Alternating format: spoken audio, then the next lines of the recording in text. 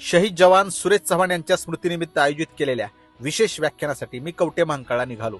जाता जाता माड्यातून दिनेश घोलप यांना सोबत घेतले. पहाटे लवकर घराबाहेर पडल्याने सकाळचा नाश्ता पंढरपुरात आटोपला. तिथून निघून मग मजल दरमजल करत सकाळी 10 वाजता आम्ही कोरोली टी येथे पोहोचलो. तिथे दत्ताशेठ चव्हाण यांनी आमचे स्वागत केले. प्रारंभीला रक्तदात्यांना बक्षिसे भेट दिली व रांगोळीचे उद्घाटन करून शहीद सुरेश गणपती चव्हाण यांची सुंदर रांगोळी सर्वांसाठी खुली केली. तिथून मी स्टेजवर गेलो, आयोजकांचा सत्कार स्वीकारला आणि लगेच व्याख्यान सुरू केले. अवघ्या 40 मिनिटांच्या व्याख्यानात 1999 सालाच्या कारगिल युद्धाचा थरार सांगून उपस्थितांना वीर जवानांच्या बलिदानाचे महत्त्व पटवून दिले. सोबतच अनेक प्रेरणादायी विचार सांगून प्रबोधन केले.